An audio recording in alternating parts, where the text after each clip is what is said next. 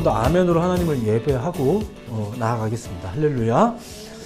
자, 오늘도 이 자리에서 혹은 또 영상으로 또 오늘의 말씀을 함께 나누는 우리 모든 예배자분들 예수님의 이름으로 환영하고 축복해 드립니다.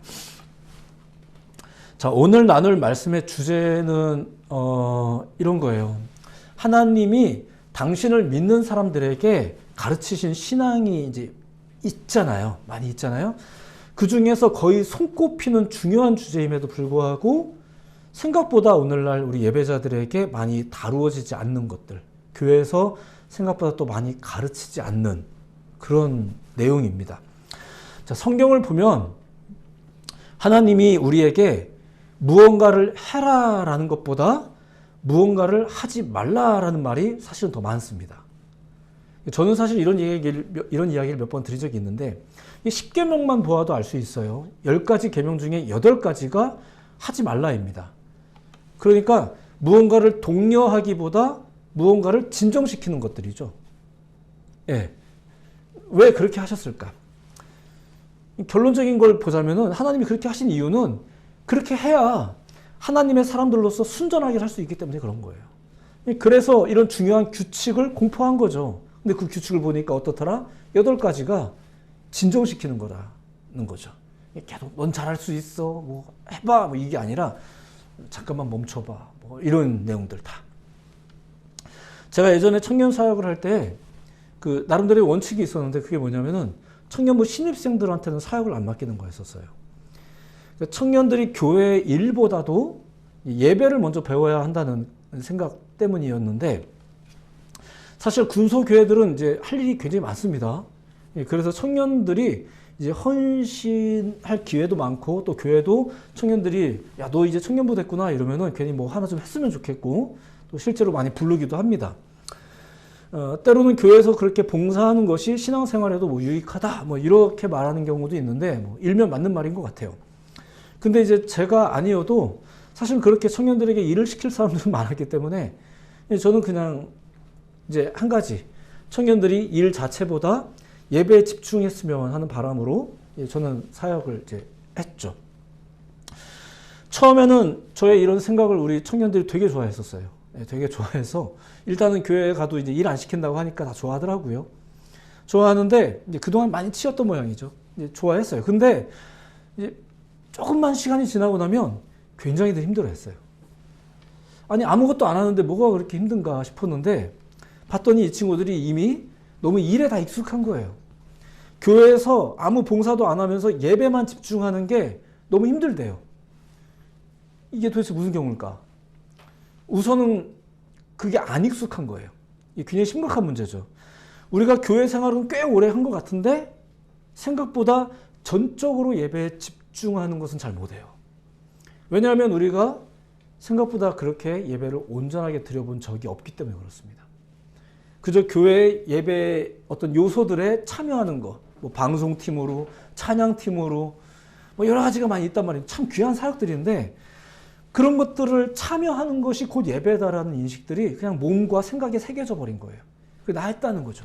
그래서 어떤 경우는 오프닝 찬양을 다 끝나고 나서 목사님 설교가 시작하면 다 자고 있고, 뭐 이제 그리고 또 끝나서 마지막 후주 찬양을 할 때는 또 손들고 아름답게 찬양하고 이렇게 하는 모습들도 생각보다 많더라 이거예요.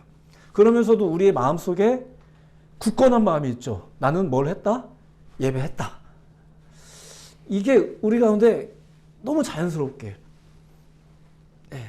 심지어 교회가 그럴 수 가르치기도 했어요. 열심히 헌신하는 게 뭐 이러면 하면서. 근데 실상 하나님은 어떻게 가르치셨다고요? 계명을 통해서. 더군다나 이 10가지 계명을 통해서 우리를 먼저 멈춰 세우는 것부터 가르치셨어요. 같은 맥락이지만 하나님의 뜻을 따라서 살기 위해서는 어떻게 또 명령을 하셨을까? 떠나는 것부터 가르치셨어요. 따라간다. 하나님의 뜻을 따라간다는 사실보다 어디로부터 떠나는가를 결단하게 하시는 거죠. 따라가야 하는 게 중요하지만 우리 뭘 알아요? 어차피 모르고 가는 건데.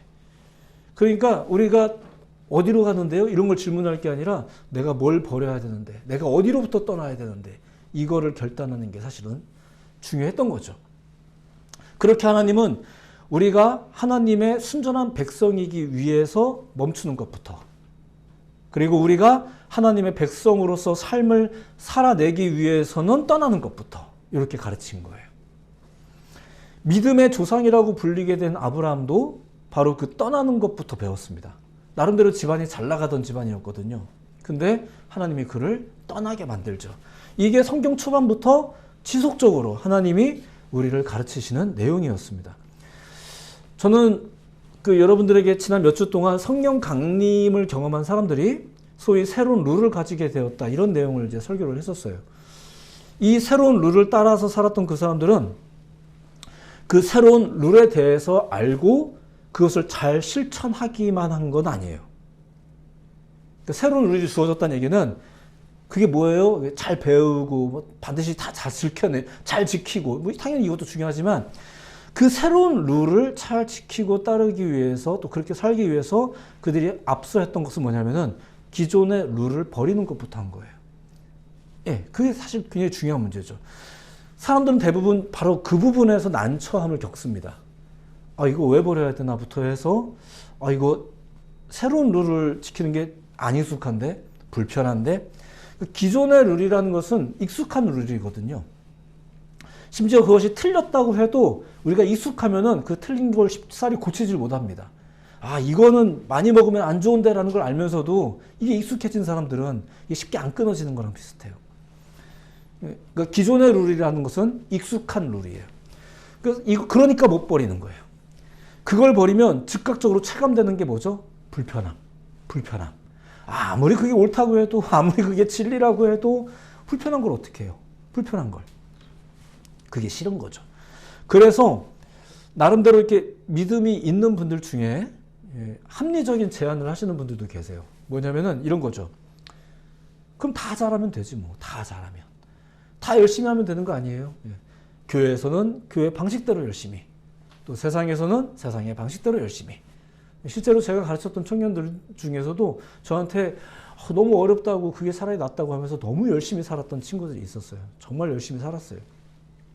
이게 나름대로 두 마리 토끼를 다 잡자는, 또 윈윈할 수 있는 뭐 이상적인 방법처럼 여겨지긴 해요. 그나마도 신앙을 버리지 않은 게 어디냐, 뭐 이렇게 해서 괜찮다는 생각이 들 수도 있는데, 근데 이게 바로 인간의 본성에 따라 신앙을 하는 방법이에요. 인간 본성을 따라서 신앙하는 방법. 이게 무슨 말일까요? 하나님께서 처음부터 가르치신 게 뭐라고요? 그 인간 본성을 향하여 하지 마라를 먼저 가르치신 내용이 있었다는 얘기예요. 처음부터 죄로 물든 인간이 하려고 드는 일의 위험성을 하나님이 아셨어요. 그래서 멈춰 세우는 것부터, 그래서 본래 하던 것에서부터 떠나는 것부터, 계속 쥐고 있던 것을 버리는 것부터, 이게 복음에 굉장히 선두에 있거든요. 예, 그렇습니다. 근데 생각보다 복음을 막 시작을 했어도, 시작한 지 꽤 지났어도 우리가 이런 얘기 생각보다 많이 못 들어요. 선교단체나 이런 데 가면 뭐 결단해야 될 때 가면 좀 가끔씩 들리는데 이게 잘 안 돼요. 초대교회 성도들도 바로 그것부터 시작했다는 거예요. 이전 삶과 달라서 분명히 불편했을 텐데 그들은 충성하면서 우리가 어찌할꼬? 라는 질문 이후에 사도의 가르침을 받아 그들은 새로운 삶을, 이 낯선 삶을 살아가기 시작하죠. 인간적인 결과를 내기 위해서는 말 그대로 좋은 방법, 또 열심히 이렇게 살면 됩니다. 뭐 제가 단언해서 말하기는 그렇지만 또 돼야 되지 않겠습니까? 열심히 했으면 열심히 한 결과를 맛봐야 되지 않겠어요? 세상이 너무 부조리하면 좀 슬프잖아요. 자, 그런데 신앙의 삶이라는 것은 열심히 한다고 해서 하나님의 결과가 나진 않아요. 하나님의 결과는 하나님의 방식일 때 납니다. 그래서 원칙이라는 것 자체가 다른 거예요. 우리가 상식적으로 말이야 이러는데, 저도 상식이 뭔지는 알아요. 근데 하나님의 원칙이 때로는 상식적이지 못한 이유가 그래서예요. 그리고 되게 웃긴 거는 우리도 그렇죠. 맨날 상식을 말하면서도 결국 우리가 신적 존재를 향해서 구하는 건 비상식 아닙니까? 내가 노력한 것보다 더 좋은 성적, 내가 이런 것보다 더 많은 것들, 우리가 이런 거 바라면서 신적 대상을 찾고 막 이렇게 막 그러는 거잖아요. 이게 참, 이게 얼마나, 그렇죠. 어리석기도 하고 좀 비겁하기도 하고 좀 그렇지 않은가. 저는 따로 그래서 열심히 하는 분들에게도 잔소리를 좀 많이 하곤 했습니다. 교회 안에서 열심히 하는 분들에게. 보통 그런 경우 그분들이 이제 아, 목사님은 왜 그러시냐고 저를 이상하게 보거나 혹은 뭐 열심히 하는데 왜 그러냐고 이제 서운해하기도 하고 좀 그렇습니다. 가끔은 좀 죄송하기도 하긴 해요. 좀 미안하긴 한데 정말로 교회와 개개인의 신앙 모두가 건강하려면 때로는 좀 그럴 필요가 있어서 좀 그랬습니다. 인간적인 열심이 교회나 신앙을 더욱 바르게 하지는 않습니다. 근데도 불구하고 우리는 아, 뭐야, 왜 이렇게 복잡하게 설교하셔? 결국 열심히 하라는 얘기 아니냐? 우리는 이렇게 받아들이기도 하죠. 예, 그렇지 않습니다. 자, 오늘 우리가 보려고 하는 이야기도 이런 맥락의 이야기예요. 한번 들어보세요. 새로운 삶을 위한 예수님의 초청이 이제 있는데, 그렇게 해서 몇몇 제자들이 이제 부름을 받거든요. 근데 그들은 그 초청을 받은 사람들이 그 이후 다 열심히 했다가 아니라 뭔가를 끊어내면서 제자가 된 거거든요. 이제 그거를 소개해 드리려고 해요. 자, 예수님은 이제 당신의 사역을 시작하시면서 제자들을 이제 모집을 하셨습니다. 근데 그 사람들은, 그 제자로 이제 컨택된 사람들은 대부분 다 자기 삶에서 열심히 살아가고 있었던 사람들이에요. 그러니까 일단 부지런해야 돼요. 열심히 살고 있었던 사람들인데 오늘 본문에서 언급된 인물들은 베드로, 안드레, 야고보, 요한입니다. 이들도 어부로서 나름대로 자기의 생업에 열심을 다하던 사람들이었어요.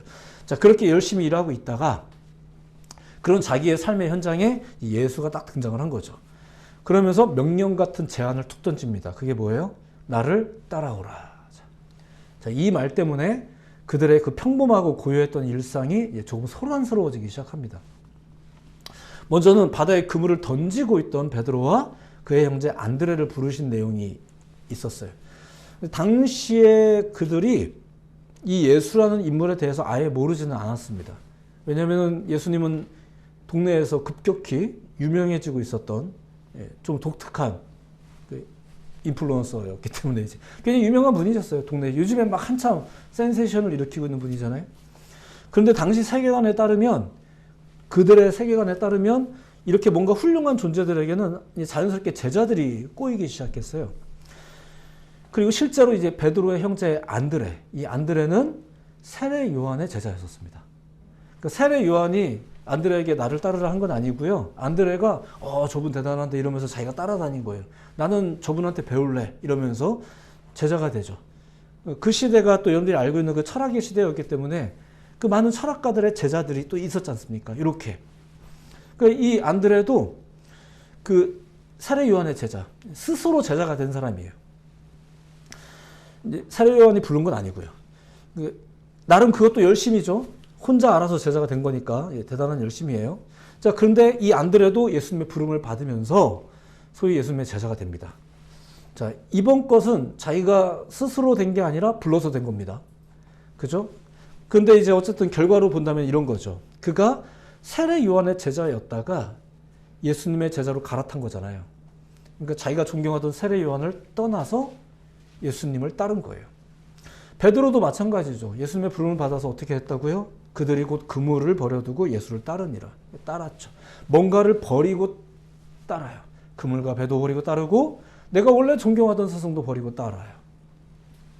예수님이 말씀하신 나를 따라오라는 말은 실제로 예수님이 사역을 하는 동안, 예수님이 사역을 수행하는 동안 육체적으로도 쫓아다닌다라는 것을 전제로 한 얘기입니다. 그러니까 당연히 몸이 따라가는 거니까 어떻게 해야 돼요? 내 삶의 현장을 떠나야죠.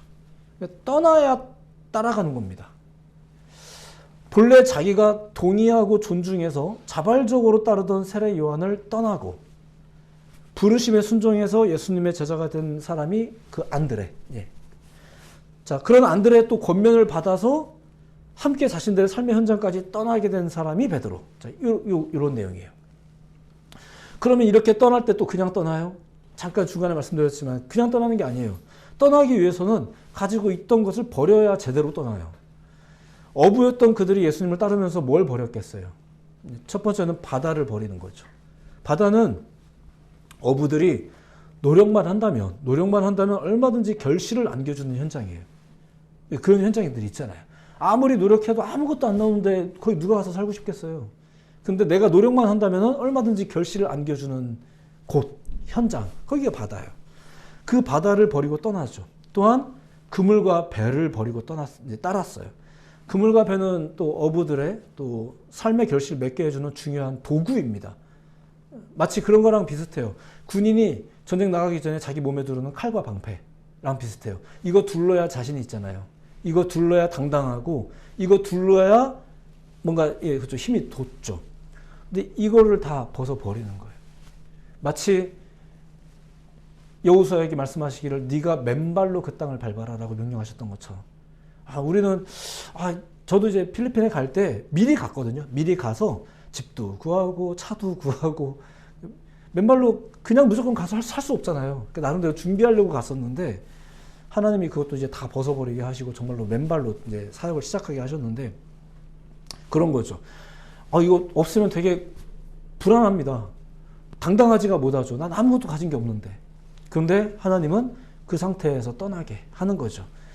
자신에게 익숙했고 자신에게 만족을 안겨줄 현장을 버리고 그리고 자기를 더욱 당당하게 만들어줄 삶의 소품들, 내가 요거 있으면 나름대로 자신 있다 하는 것들 있잖아요. 그것들을 버리고 따라 나서는 거예요. 베드로와 안드레의 경우가 그랬습니다. 자, 두 번째, 똑같이 어부였던 사람들이지만 야고보와 그의 형제 요한도 잠깐만 소개를 해드릴게요. 그들도 성경에 보니까 아버지와 함께 배에서 그물을 깁고 있다가 부름을 받았거든요. 근데 성경은 그때 그들의 모습을 이렇게 묘사합니다. 22절, 그들이 곧 배와 아버지를 버려두고 예수를 따르니라. 우리가 흔하게 들었기 때문에 다 그 말이 그 말 아니야 이렇게 생각되지만 좀 나름대로 또 사연들이 또 다릅니다. 그렇죠? 똑같이 배를 버렸어도 나름대로 사연들이 있단 말이에요. 그걸 조금만 소개해 드릴게요. 언뜻 보면 그냥 어부 4명이 제자로 부름 받았다 하는 내용이지만 나름대로 디테일이 있어요. 야고보와 요한에 관한 이야기에는 그의 아버지 세베대가 계속 같이 언급이 돼요. 세베대의 아들 야고보와 요한 이렇게 소개된단 말이에요. 굳이. 그러니까 야고보와 요한은 아버지까지 버렸다라고 이렇게 이야기 나오잖아요. 배와 아버지를 버렸다고 하니까. 근데 그들의 아버지 세베대는 어떤 사람이었냐? 예수님의 이모였던 살로메의 남편입니다. 그러니까 이모부예요, 이모부. 예수님의 이모부고요. 그러면 야고보와 요한은 누구예요? 예수님의 이종 사촌이죠. 이종 사촌이에요. 그리고 당시에 가업을 이어받는 것이 일반적인 전통이었었어요. 그러니까 부모와 자녀가 이렇게 같이 언급이 될 때, 그리고 같은 일을 할 때는 이게 무슨 내용이에요? 가업을 잇는 훈련들을 하는 거예요. 가업을 잇는 훈련들을. 그러니까 야고보와 요한은 지금 아버지와 함께 그물을 깃고 있었다는 것은 가업을 잇기 위한 교육 혹은 훈련을 지금 받고 있는 중인 거예요. 근데 어느 날 사촌형이 찾아온 거죠. 사촌형이 찾아와서 나를 따라오라 이러는 거예요. 자, 이걸 세베대 입장에서 생각해 보세요. 어느 날 조카가 찾아와서 가업 훈련을 받고 있는 내 아들한테 지금 바람 넣고 있는 거예요. 어디 자꾸 가자는 거죠. 물론 요즘에 보니까 내 조카가 좀 동네에서 좀 이렇게 유별나게 뭔가 활동하긴 해요. 그걸 나도 모르진 않아요. 근데 지금 내 아들이 멀쩡하게 얘네들 이거 잘 이어받으면 멀쩡하게 잘 살 애들인데 얘네들도 보고 또 어디 가자고 하니까 놀러 가는 것도 아니고. 근데 이제 그렇게 부른 거죠. 그러니까 이게 야고보와 요한이 사촌형을 따라서 가느라 배와 아버지를 버렸다고 성경에서 나오지만 세베대 입장에서 본다면 조금 범상치 않게 활동하고 있는 이 조카 때문에 자기 아들들이 보내는 거예요. 뭣도 지금 내려놓고 보내는 거죠? 우리 가업을 잇는 작업들을 좀 중단하고 또 하나의 불안함을 끌어안은 거예요. 예, 이것들을 내려놓고 그 안정적이고 또 책임감을 느껴야 할 가업을 버리고 예수님을 따르는 것. 자, 이렇게 제자로 부름받은 4명의 어부들은 무언가를 버리고 떠나면서 예수님을 따르기 시작했습니다. 이게 유별난 제자들이라 그런 건지는 모르겠지만 후에 성령 강림 이후에 좀 이게 다 오픈된 거죠. 모든 사람들에게 오픈됐는데 그 오픈된 성령의 부르심에 따르면 그 부르심에 응하는 사람들은 다르지 않았습니다. 이게 그동안 저들에게 익숙했던 것들, 저들의 안정적인 삶을 보장해 주었던 것들을 버리고 예수님을 따랐다는 의미예요. 이런 예가 성경에 너무나도 많습니다. 성경에는 믿음의 삶을 위해서 무언가를 떠나거나 버리거나 감수하거나 이런 일들이 부지기수로 등장합니다. 그게 인간의 순전한 삶을 위한 하나님의 가장 우선적인 조치였던 거예요. 회방이 아니고요. 멀쩡히 잘 살고 있는데 왜 복잡하게 만들었냐. 그냥 왜 그런 말 해갖고 괜히 우리 심란하게 했냐가 아니고요. 이게 순전함을 위한 하나님의 첫 번째 조치였던 거죠. 근데 사실상 오늘날 말씀드렸지만 우리는 예수님을 따르는 삶에 대해서 제한받거나, 그러니까 여러분들 교회 다니세요, 믿음을 가지세요, 예수님 믿으세요, 이런 거를 이렇게 할 때마다 예수님을 따름으로 인한 유익에 대해서는 자주 들어요. 유익, 뭐 예수님 믿으면 이런 게 좋다, 뭐 영 할 말이 없으면 마음이라도 편하다든가, 뭐 이런 얘기 많이 듣는데, 예수님을 따름으로 인해서 버려야 할 것이 있다는 것에 대해서는 자주 듣지 못하죠. 물론 저희 같은 사람들이 자주 말하지도 않고요. 이게 엄청나게 성경에서 중요하게 다루어지던 문제인데도 불구하고 좀 그렇습니다. 앞서 잠깐 말씀드렸듯이 제가 그걸 제안을 했을 때 이제 사람들이 신선해하기는 했는데요. 정말로 그렇게 예배하며 사는 것에 대해서는 많이 낯설고 힘들어하셨어요. 그러니까 여러분들 사역보다 예배에 집중하세요 이러면 막 환호를 질러요. 너무 좋아가지고. 그러니까 일하기 싫어서 좋아하는 걸 수도 있어. 근데 아무튼 막 환호를 지르는데, 그럼 정말로 예배에 집중하냐? 그렇진 않아요. 그렇지도 않고, 마음 편안하게 이제 사역이 없으니까 예배도 소홀하게 여기고 이렇게 되더라고요. 예. 첫 번째는 예배에 집중하는 게 익숙하지 않아서고요. 두 번째는 사실상 그게 우리의 본래의 기질이기 때문에 그래요. 나는 계속 꿈틀거리고 싶은데 하나님이 가만히 있어부터 가르치니까 이게 힘든 거예요. 우리의 기질 자체가. 조금은 듣기 불편하실 수도 있지만 반드시 아셔야 될 거. 예수님을 믿고 따르는 삶에 있어서는 무언가를 버리거나 떠나는 일이 굉장히 중요하다는 거예요. 사람들은 뭐가 그렇게 복잡해요? 혹은 그냥 다 열심히 하면 되는 거 아니에요? 예수 믿기가 왜 이렇게 어렵습니까? 이렇게 말하기도 해요. 근데 일을 복잡하게 만드는 건 하나님이 아니라 우리예요. 항상 우리가 일을 복잡하게 만들죠. 생각해보면 이것은 결국 자기의 욕망을 안 버리겠다는 말하고 다르지 않습니다. 신앙이라는 게 뭐예요? 이렇게 믿을 신, 추앙할 앙. 그래서 신앙이잖아요. 그러니까 상대를 믿고 추앙하는 행위, 예배하는 행위. 이게 신앙이란 말입니다. 그의 뜻에 굴복하고 그를 예배하는 게 신앙인데, 이 신앙이라는 걸 하면서 자기의 욕구를 털어내지 않고, 그러니까 신도 하지 않고 앙도 하지 않으면 그걸 온전한 신앙이라고 할 수 없는 거잖아요. 좀 강경한 어조가 나오다 보니까 혹시 이런 것들이 여러분들에게 불편하게 들려줄 수 있겠지만 일단 계속 소개해드립니다. 예수님이 제자들에게 혹은 참된 믿음에 거하기를 원하는 자들에게 말씀하실 때 자꾸 뭔가를 버리고 떠나라고 하신 건 사실이에요. 거의 우선순위로. 근데 이게 그들에게 손해를 끼치기 위해서인가? 그건 아니에요. 바로 그런 부분에서 우리가 오해를 하는 건데 아니에요. 오히려 온전한 신앙을 위해서, 온전한 삶을 위해서 돕기 위해 그것을 제안하는 거죠. 예수님이 나를 따르라 라고 말씀하신 것은 난처한 교리적 함정에 빠져 있었던 사람들을 자유롭게 해주기 위해서인 거예요. 예수님은 우리를 골탕 먹이려는 의도가 없어요. 그리고 또 하나 분명하게 오해가 없어야 될 건 이런 거죠. 이 한국어로 하다 보니까 버려두고 이렇게 나오는데 20절에 나오는 그들이 곧 그물을 버려두고 예수를 따르니라 라는 이 말씀, 버려두고라는 말이 우리 마음속에 부담이 되는 건 제가 이해가 되는데, 그게 아펜테스라는 헬라어, 이게 무슨 뜻이냐면 멀리 내던지다라는 뜻이에요. 포기하다라는 뜻도 있어요. 근데 이것은 본래 언어적인 의미에 따지자면 멀리 내던지다, 그러니까 거리를 멀리 두라는 뜻이에요.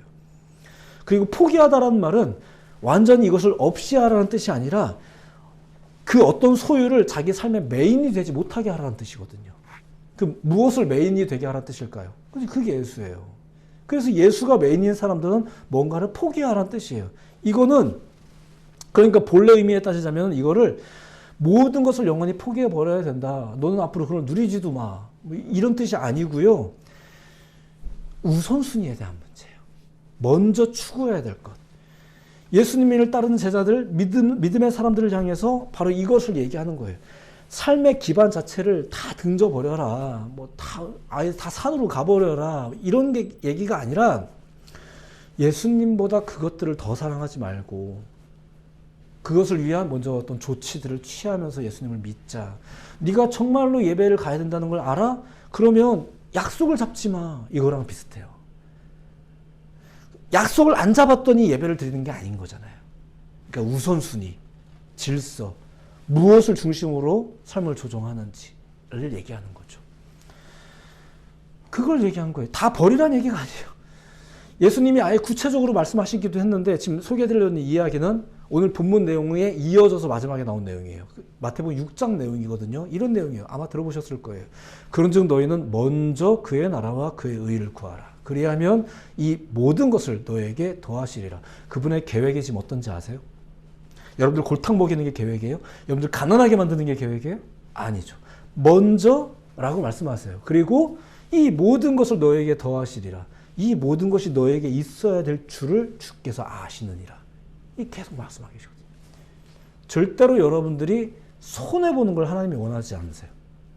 여러분들이 그것 때문에 당황하고 원망과 시비에 빠지는 걸 하나님께서 결코 기뻐하지 않으세요. 그런 하나님이 아니십니다. 자, 우리가 말씀을 그렇게 강력한 메시지, 프로클레이머로 듣다 보니까 이것이 우리 가운데 불편함으로 다가오기도 하는 거죠. 그렇다고 티칭이라고 여러분들이 받아들이는 건 아니잖아요. 비슷해요. 그러니까 저는 티칭을 포기하고 프로클레임을 선택한 거예요. 듣거나 말거나 이제 이러면서 말씀을 온전하게 선포하는 게 중요하지 않겠나. 이게 우선순위의 말씀이에요. 말씀을 정리합니다. 예수 따르면 세상에서 아무것도 좋아하지 말아야 되나? 그렇지 않죠. 저도 좋아하는 게 있고 좋아하는 음식이 있고 제 취향들이라는 것도 있습니다. 그리고 그것을 저는 기회와 시간만 된다면, 잘 계획이 된다면 저는 마음껏 즐깁니다. 그걸 또 못 즐긴다고 내 팔자가 왜 그러나 이렇게 후회하지 않습니다. 그냥 또 그럴 때가 있겠지 뭐. 열심히 지금은 하고 싶은 거 잠깐 중단하고 공부에 전념할 때가 있는 거고, 지금은 하고 싶은 거 잠깐 멈추고 이것에 또 전념해야 될 때가 또 있겠지. 뭐 그럴 수 있는 거죠. 버리는 것 자체는 목적이 아닙니다. 다만 그럴 필요가 있는 거예요. 그것도 꽤 중요하게, 꽤 우선순위로. 그것이 바로 순전한 믿음을 위해서고 거룩한 삶을. 우리가 어찌할꼬? 우리가 예수님 믿었는데, 그럼 우리가 세례 받고 성령 받은 사람이 됐는데, 그럼 우리가 어찌할꼬? 이거 안 궁금하세요? 궁금해 해줘야 되는 거고. 그랬을 때 제일 먼저 제안된 것 중에 하나가 바로 거룩을 위한 거라고 몇 주 전에 설교를 했죠. 예수님은 그것을 지금 부름받는 사람들의 직업을 통해서 표현하고 있는 거예요. 나를 따라오라, 내가 너희를 사람을 낚는 어부가 되게 하리라. 이 이야기 참 좋네요. 그죠? 이 어부들이 아마 이 말 딱 듣고 바로 이해했을 거예요. 예수님이 그들의 현장의 언어로 그들에게 거룩한 목적을 표현하셨죠. 오늘날도 다르지 않습니다. 예수님은 거룩한 목적으로 인해 누구에게든 찾아가십니다. 그리고 그를 초청하실 거예요. 어떤 만남을 통해서든 계기를 통해서든 우리에게 다가오시고 또 우리를 초청하시죠. 근데 첫 초청부터가 이런 식이에요. 떠나라. 뭔가 버려라. 저 같은 사람들은 조심스러워서 이렇게 1년이 지나야 이런 얘기 이제야 좀 하는데, 예수님은 첫 만남 때부터 그냥 바로 그들을 위해서였죠. 거룩한 목적에 따라 무언가를 버려야만 한다고 제안받게 됩니다. 믿음의 사람들은 그리고 그것을 기꺼이 하죠. 왜냐하면 그것은 손익의 문제가 아니라 그것이 삶의 문제이기 때문에 그렇습니다. 자, 오늘 말씀을 듣는 우리 예배자들, 또 영상을 통해 말씀을 접하는 분들도 우리가 믿음의 사람으로서 꼭 기억하셔야 될 게 있어요. 그거는, 믿음은 무언가를 덧대는 작업이 아니라 무언가를 버리는 것부터가 시작이라는 거예요. 그러니까 우리는 예수님 믿으면 이렇게 된대 이러면서 뭔가 계속 더 덧붙을 걸 기대하고, 또 그러려면 또 뭔가를 해야 되는데 평소 안 하던 걸 또 덧붙이고 계속 이런 거에 관심이 많은데, 아니에요. 버리는 것부터가 시작이었어요. 원래는. 그러니까 원래 이 설교 맨 처음에 했어야 되는데 지금 제가 꽤 늦게 시작한 거죠. 버려야 할 것은 버리셔야 돼요. 필요하다면 떠나실 필요도 있어요. 그게 예수님을 따르는 일을 위한 첫 번째 작업이었어요. 우리가 어찌할 거라고 질문을 했던 사람들에게 이제 알려준. 이건 또 결국 무슨 말이겠어요? 자기가 할 수 있는 것은 이제 멈출 테니까 알려달라. 내가 알려주는 걸로 하겠다라는 뜻이잖아요. 그게 우리가 어찌할 거라는 고백이죠. 믿음의 삶은 그렇게 다져지는 거예요. 예수님은 우리가 그런 믿음의 삶을 살기를 원하셨어요. 말씀을 통해서, 매일의 묵상을 통해서, 하가를 통해서 날마다 순종하시면서 자기의 고집을 좀 버리면서 말씀에 순종하면서 예배하는 그런 믿음의 사람들 되시기를 다시 한번 예수님의 이름으로 축복해 드립니다. 기도하겠습니다.